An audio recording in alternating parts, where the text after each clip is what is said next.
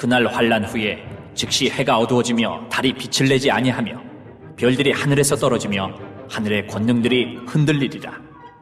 그때에 인자의 징조가 하늘에서 보이겠고 그때에 땅의 모든 족속들이 통곡하며 그들이 인자가 구름을 타고 능력과 큰 영광으로 오는 것을 보리라. 그가 큰 나팔 소리와 함께 천사들을 보내리니 그들이 그의 택하신 자들을 하늘 이 끝에서 저 끝까지 사방에서 모으리라. 무화과 나무의 비유를 배우라. 그 가지가 연하여지고 잎사귀를 내면 여름이 가까운 줄을 아나니 이와 같이 너희도 이 모든 일을 보거든 인자가 가까이 곧 문 앞에 이룬 줄 알라. 내가 진실로 너희에게 말하노니 이 세대가 지나가기 전에 이 일이 다 일어나리라. 천지는 없어질지언정 내 말은 없어지지 아니하리라. 오늘 아침에는 마태복음 24장 29절부터 35절의 말씀을 함께 나누겠습니다.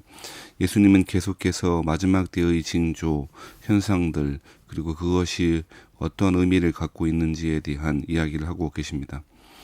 마지막 때 주님 다시 오시는 것은 예수님의 초림과는 다른 모습으로 오실 텐데 그것은 심판주로서 오시는 모습입니다. 예수님은 이제 왕으로서 그리스도의 말씀과 그리스도를 거부했던 자들에 대하여 하나님의 공의로운 심판, 그 심판을 행하시는 주인으로서 예수님은 다시 오실 것입니다.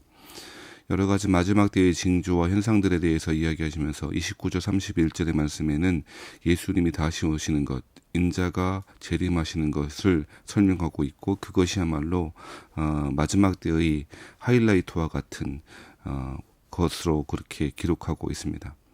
29절 말씀에 보면 그날 환난 후에라고 이야기하고 있습니다. 환난 후에 어떤 일이 벌어지겠습니까? 즉시 해가 어두워지며 달이 빛을 내지 아니하며 별들이 하늘에서 떨어지며 하늘의 권능들이 흔들리리라 라고 이야기하고 있습니다. 자, 이 현상을 문자적으로 받아들일 것인가 아니면 비유나 상징적으로 받아들일 것인가 라고 하는 것이 논쟁이 될 수 있을 것 같습니다.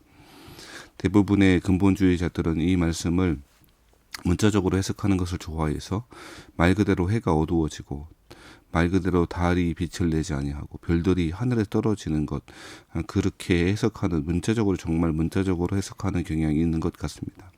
하지만 여러분, 예수님이 오실 때에 이러한 일들이 물리적으로 일어나는 것도 가능할 수도 있겠습니다만 실제로 해가 어두워진다면 우리 이 지구는 금방 상상할 수 없는 추위와 추위로 가득하게 될 것이고 빙하 시대가 될 것으로 일순간에 모든 사람들이 죽게 될 것입니다. 뿐만 아니라 별들이 떨어진다면 작은 별들이라고 해도 최소한 달만한 크기라고 하는 정도의 크기만 된다고 해도 그 별들 혹은 위성들이 떨어진다고 하면 온 지구는 그야말로 불타서 없어질 것입니다. 하나님이 하시는 일이니 불가능한 일은 없을 것입니다만 그럼에도 불구하고 29절의 말씀은 그저 물리적인 현상이라기보다 하늘의 권능들이 흔들리리라 라고 하는 말씀을 통해서 그저 물리적 현상을 넘어서 이 땅 가운데 자신들이 스스로 왕이라고 자신들이 하나님인 양 행세하고 살아가던 사람들이 그 권능들이 떨어지는 것으로 이해하면 좋겠습니다. 즉 지상의 통치의 권세와 그 배후의 영적 세력들 그 모두 다 하나님의 그 권능 앞에 무너지게 되어지고 힘을 잃어버리게 될 것이다 라고 하는 것으로 해석하면 좋겠다는 것입니다. 즉 예수님의 재림으로 말미암아 그토록 그리스도인들을 핍박하고 세상에서 왕노릇하던 그 세상의 통치자들, 왕들, 권세자들과 악의 세력들이 무너지게 될 것이고 예수님은 승리를 선언하시고 드러내실 것이다 라고 하는 것입니다. 30절 말씀에는 그때의 인자의 징조가 하늘에서 보이겠고 그때의 땅의 모든 족속들이 통곡하며 그들이 인자가 구름을 타고 능력과 큰 영광으로 오는 것을 보리라 라고도 이야기하십니다. 예수님은 인자라고 표현하셨죠.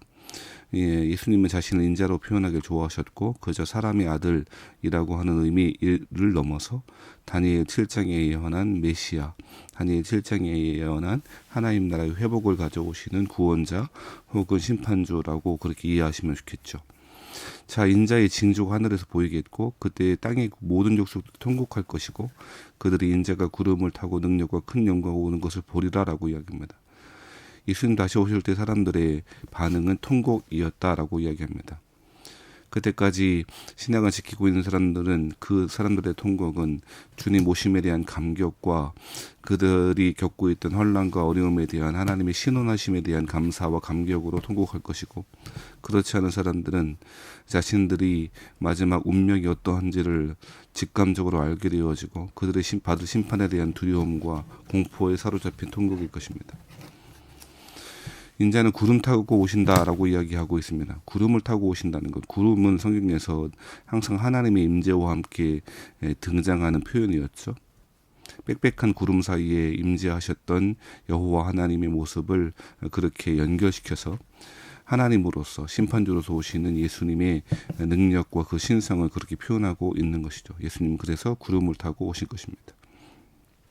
자, 그런데 30절 말씀의 의미는 모든 사람들이 예수님의 오심을 분명히 알고 깨닫게 될 것이다 라고 하는 것입니다. 큰 능력과 큰 영광으로 오심으로 사람들은 메시아의 임하심을 분명히 알 수 있다는 것입니다. 추림 때에는 예수님의 오심을 알지 못하였습니다. 일부 목자들과 동방박사를 제외하면 예수님이 오셨음을 알고 경배했던 사람들은 없었습니다. 그다지 많지 않았습니다. 하지만 우리 주님께서 재림하실 때에는 모든 사람들이 알 수 있는 큰 능력과 큰 영광으로 오시겠다라고 분명히 예언하고 말씀하시고 있다는 것입니다. 어떤 사람들이 주장하듯이 자신들의 집단에 특정한 시간에 특정한 사람들에게 예수님이 오신다라고 하는 것은 성경과 맞지 않은 것입니다. 그리고 31절 말씀에 보면 그가 큰 나팔 소리와 함께 천사들을 보내리니 그들이 그의 택하신 자들을 하늘 이끝에서 저 끝까지 사방에서 모으리라 라고 이야기합니다. 큰 나팔 소리는 아마도 고린도전서 15장 52절에 나와 있는 말씀, 또 데살로니가전서 4장 16절의 말씀과 계시록에서의 일곱 나팔의 마지막 나팔과 연결시켜서 해석해 볼 수 있을 것입니다. 마지막 나팔, 일곱째 나팔이 불게 되어질 때에 하나님 나라의 완성, 세상의 심판이 이루어지는 것, 우리 계시록에서 살펴봤었더랬습니다. 그 큰 나팔 소리야말로 마지막 완성의 나팔 소리이고 축하의 나팔 소리이고 승리의 나팔 소리일 것입니다.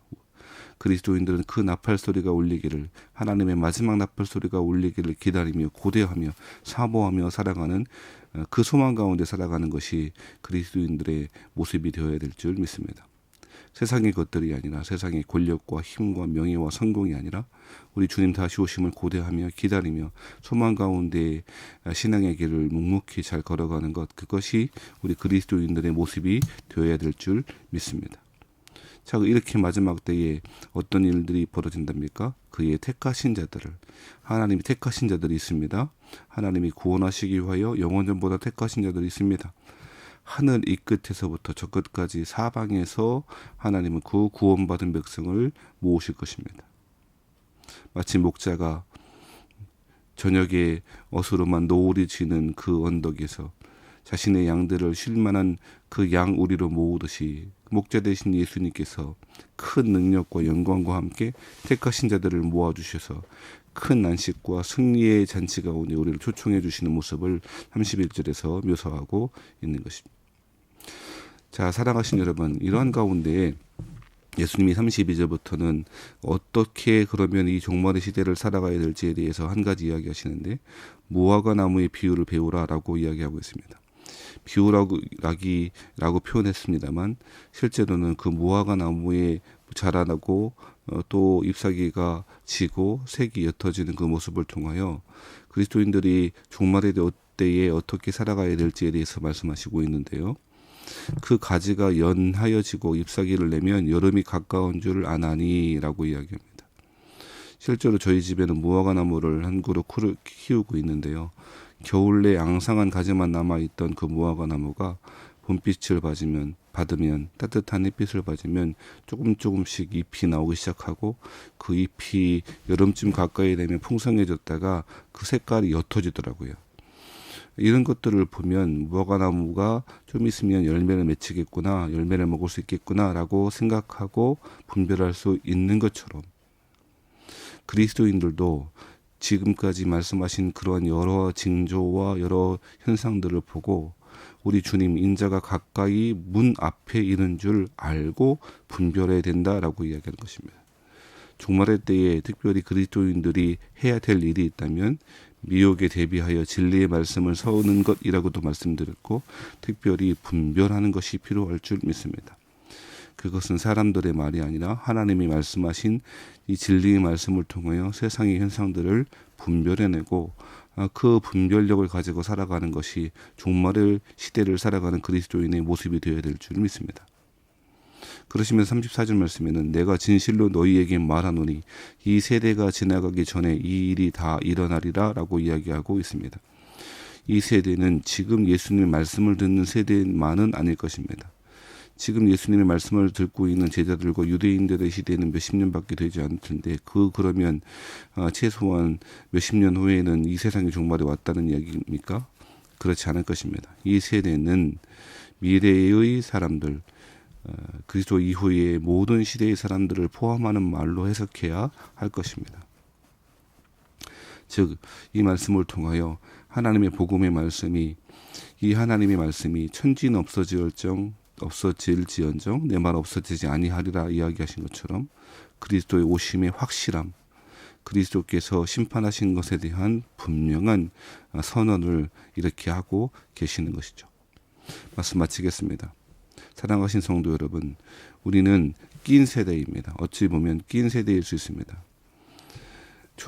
예수님의 초림으로 사탄의 권세가 결정적으로 패배했고 십자가를 통해서 예수님 승리하셨습니다. 그리고 그 완성이 주님 재림하실 때 이루어질 것입니다. 우리는 그 사이에 어디쯤을 살아가고 있는 것입니다. 완전한 승리를 확신하며 이미 이루신 그 승리가 우리 가운데 적용되고 우리 가운데 이루어지기를 위하여 참 소망과 기쁨 가운데 살아가는 것, 그것이 그리스도인의 모습일 것입니다. 소망 없는 세대에 소망 되시는 그리스도의 다시 오심을 고대하며 기다리며 분별하며 믿음을 지키며 오늘도 말씀 안에 진리의 말씀 붙잡고 분별력 있는 그리스도인이 되시기를 주의 이름으로 축원합니다.